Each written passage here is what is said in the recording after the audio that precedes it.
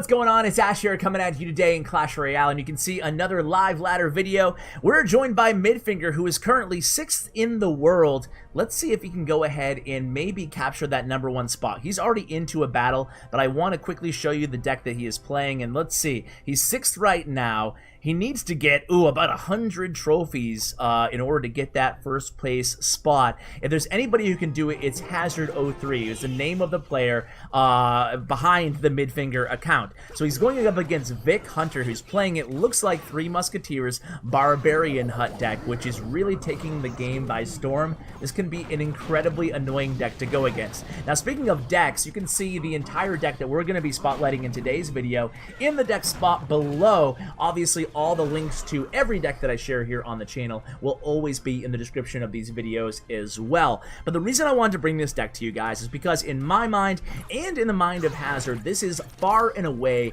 the best Mortar deck in the game right now. If you have your Miner, hopefully you guys have Miner unlocked or you have it leveled up and you have the log. If you have those two cards, then you can't go wrong with this deck. Even if you don't have the log leveled up, you can still run it in this deck and have a lot of success. You do have two win conditions, of course, the Miner and the log, and really the MVP of this deck in terms of support cards, in my mind, is really the Rascals. Rascals are so strong in Mortar decks and in Miner decks, and just in general. For 5 Elixir, they give you a lot of DPS and a really, really robust tank to use. So here we go, our first Miner play, at least that I noticed. It must be our second Miner play of the game, and we're able to get a little bit of chip damage to that right tower thanks to those bats. Bats, another really good card in the game, so a lot of kind of maybe underrated cards in this deck, and continuing to attack at the bridge with those with that Goblin Gang, excuse me. Log comes down on the Royal Hogs. Royal Hogs still being used as well here, and they're going to get a decent amount of chip damage onto the tower. We're going to go ahead and reload with another Mortar there, and that will do some work against that Barbarian Hut, forcing Vic to have to respond, and a nice prediction minion horde in anticipation of that flying machine. A fireball comes down, but we're able to get a lot of damage, and look at that minion just chipping away, probably denying an entire wave of barbarians, if not 2 waves of barbarians. That was an incredibly valuable minion there. MVP minion of the match, calling it now, guys. But this match is not over yet. We have a defensive Mortar and a fireball there, able to evade that Royal Hog push, and now we have a Miner, but it was caught by the opponent's Rascals. Look at this deck that Vic is running, guys. Really a solid deck, right? Rascals in there, flying machine, all sorts of spell bait. And we do have a big spell. A lot of Mortar decks of old didn't necessarily run a Fireball, but Fireball, especially against matchups like this, are going to come in huge. They're going to present a ton of value to Hazard playing this deck. This deck is so good, guys, and it's one of those decks that Mortar, everybody talks about Expo being in the bad spot, but Mortar's not in the best spot either. But this deck, this Mortar deck, is definitely still alive and well. Fireball comes down. That's going to be GG. We were under a lot of pressure there in the right lane, but he was able to come away with the victory there, guys. So let's see where he is right now on ladder. And guys, if you're enjoying this series, of course, now he's in 4th place, by the way. 6380 trophies, so maybe a couple more victories if we can keep our fingers crossed and knock on wood here, and we'll get maybe #1 live in this video. But if you're enjoying this series, certainly subscribe, turn on notifications, because we have moved to almost all live matches here on the channel, which I really truly enjoy. So guys, I'm gonna have to edit out the downtime, I'm certain of it here, because of the how high he is in ladder. Let's take a quick look at the deck here. Again, it's the Miner Mortar combo. That's nothing new. It does have Fireball, it does have the Skill Horde in it, and then it has the Swarm cards, Bats in Goblin Gang, and of course our spells and Rascals. So guys, let's go ahead and edit out and come back to you guys in match #2. See you guys in a second. Alright guys, here we go, match #2. Man, I almost fell asleep there. That was a long wait. We're going against Dark Sky from Nova Rays. And I wanted to talk a little bit about, we go in right with, you'll notice this about MidFinger, aka Hazard too, that he goes in really aggressively as a starting play, either with Miner in the safe spot from the NATO, or sometimes just with a Mortar. So going in with a win condition is something he's perfectly happy to do.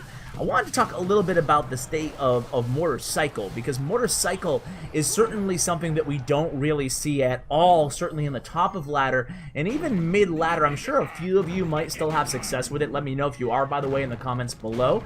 But certainly not a lot of people are having success with Mortar Cycle, and it's mainly the same reason why there's not a ton of people having a ton of success with 2.6 Hog Cycle, at least at the very least.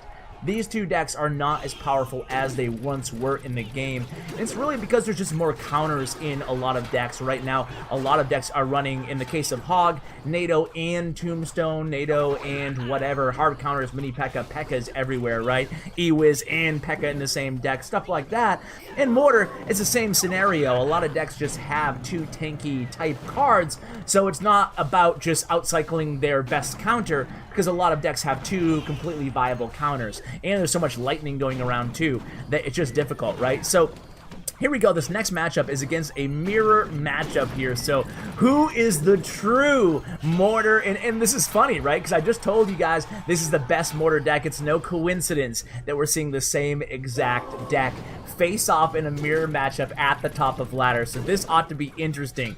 A log comes down here. What does he have for the bats? He's forced to fireball bats. Certainly not what he wanted to have happen there. And a lot of damage from Dark Skies Miner onto our tower. So now we're approaching double elixir time. Definitely not the start to this match that MidFinger wanted here. So he sets up with the defensive Mortar, and then immediately here comes the minion horde, just knowing that he just used the fireball against those bats. So a good log comes down that's going to chip away at the Mortar, but we have bats ready for that boy Rascal. So not much is going on here. Definitely a log will be coming down. Actually, a fireball will coming down, excuse me, from the opponent. A log coming down from us, and now things are pretty close to even here. About 100 more damage by the opponent here. So now another defensive Mortar answering that offensive Mortar, cycling those Rascals in the back.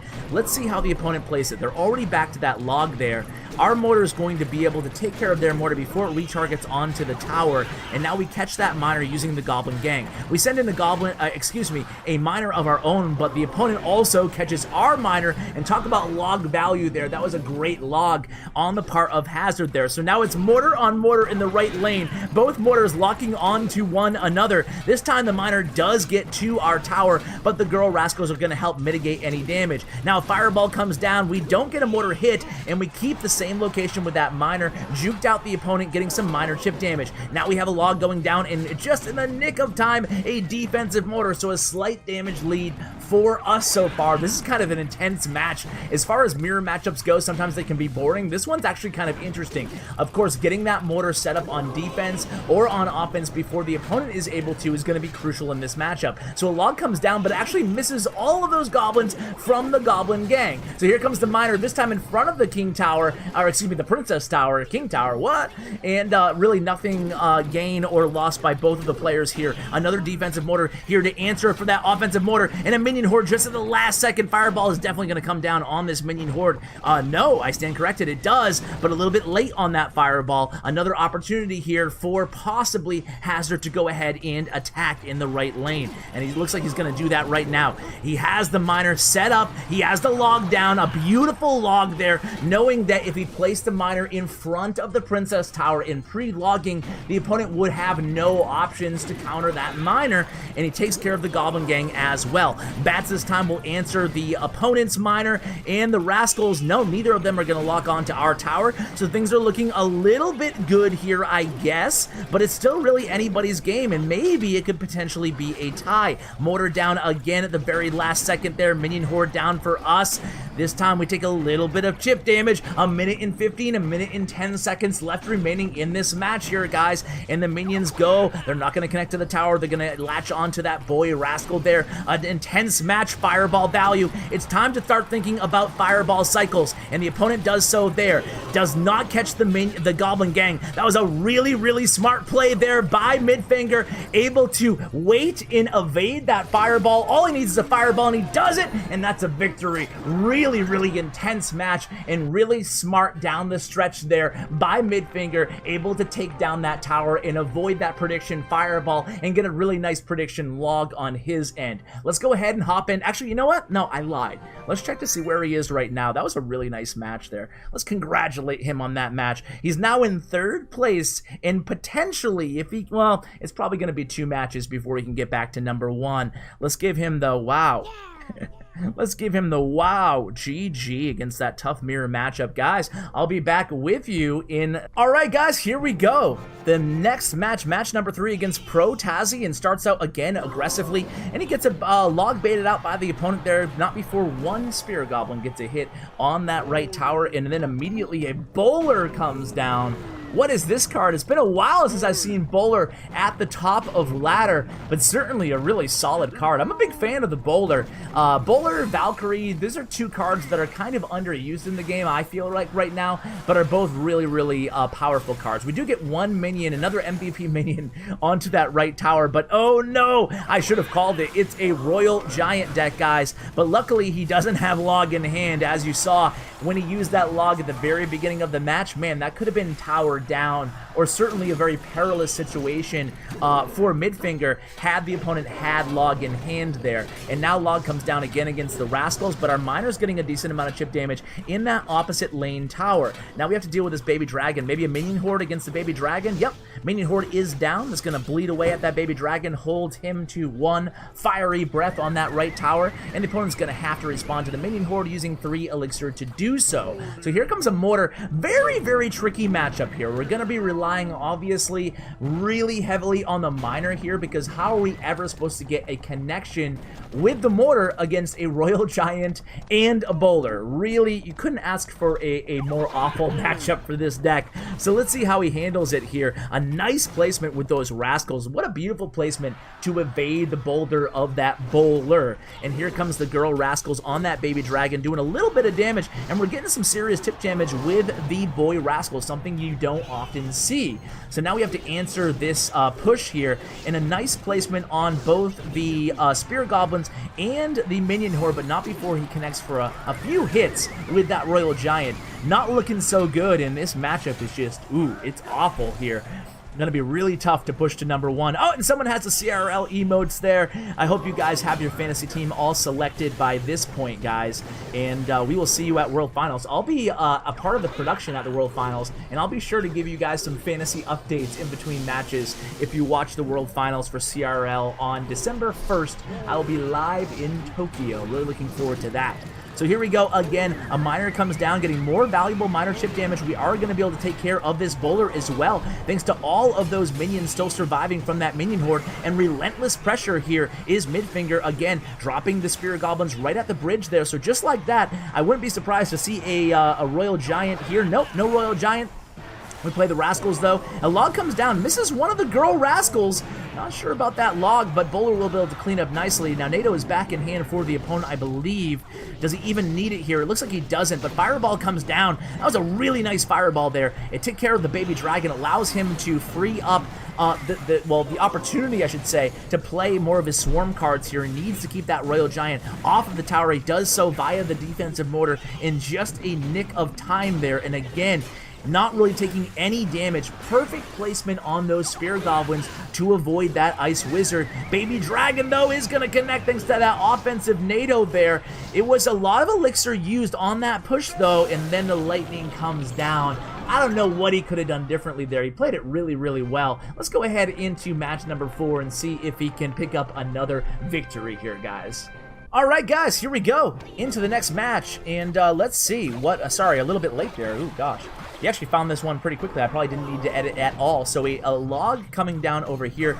Looks like he's going against some sort of a Pekka, probably Pekka control bridge spam deck. Let's see how he handles this. Of course, going against a max E-Drag, which is pretty much par for the course here at top ladder. So definitely going to be annoying, but definitely not a deal breaker either. So let's hope he can get a victory here, guys. So E-Drag coming down the left lane. We're going to try to maybe, okay, I was going to see if he was going to try to get cute and try for the King Tower activation. You can't really do it with these Spear Goblins because there's 3 of them, and of course it would be hard to activate King Tower. But either way, it looks like we're going to take a bandit charge here. No! Really nice Spear Goblins opposite lane to both intercept the bandit and take care of that Dark Goblin in the right lane. Really well played there. And again here, about 1 minute and 40 seconds left in this match. He's going to go in with that miner, just still trying to chip away at that left tower, and he's getting a lot of damage. The Battle Ram's going to kind of interrupt things things for the miner there, but we have Rascals ready to go here against that battle ram, and this is going to clean up really, really nicely here again. We have a minion horde placed right on that E-Drag,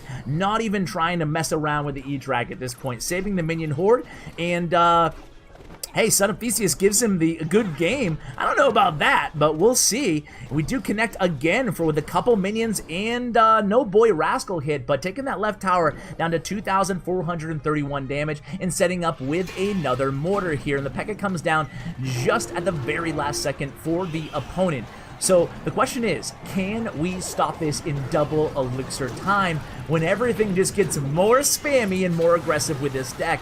And a good offense sometimes is, or a good defense sometimes, excuse me, is a good offense, and you're seeing that now. Going in with the aggressive miner, forcing the opponent to not support this Pekka immediately at least, and then the Rascals played at the King Tower, and a beautiful, beautiful mortar there to pull everything into those Rascals in the left lane. Now he has log in hand, he's going to opt to use it there against that Dark Goblin, not before he takes some damage to the right tower, but we have the left tower down to 1705, and now we go, oh my god, this is like the biggest push ever. Look at all this swarm here, guys, just taking advantage of the opponent not having a big spell, at least in cycle. They don't have poison in this deck, and we get to the left tower with the miner and the minion. Log is down, Fireball's gonna finish it, 7 seconds left, and oh, there it is, it's the new emotes. Man, that's the first time, I gotta admit, guys, that's the first time I've seen the emotes live in battle. I actually recorded this a day before it will go live on YouTube, so excuse the reaction there, but that was just, it was pretty funny CRL emote there with the, what was that, the knight with his hands up in the air. So let's see how far he was able to get on ladder. It says he's still in 4th place, no way, we just checked in. Let's see. Has it not updated? Now, I guess it is. I guess he's in 4th place right now, but either way, it felt like he should be higher than that. Guys, I hope you enjoyed this video. Again, I think this is the, I don't want to say the only viable mortar deck, but certainly the best by a long shot right now in the game. So wishing you guys a ton of success if you go ahead and try to use it on ladder. Even if you're not a mortar player, I think you'll have a lot of fun playing this deck. So check out, again, MidFinger's player stats and profile in the description below, thanks to Royale.com, and check out my YouTube partner Bren Chong. He does a ton for the community, so show that guy some love. Really can't thank Bren enough for everything that he does, both for me and for the Clash Royale community as a whole. So guys, with that said, that's gonna wrap things up for this video. Thank you for watching all the way till the end. Thank you guys, and as always, take care, guys.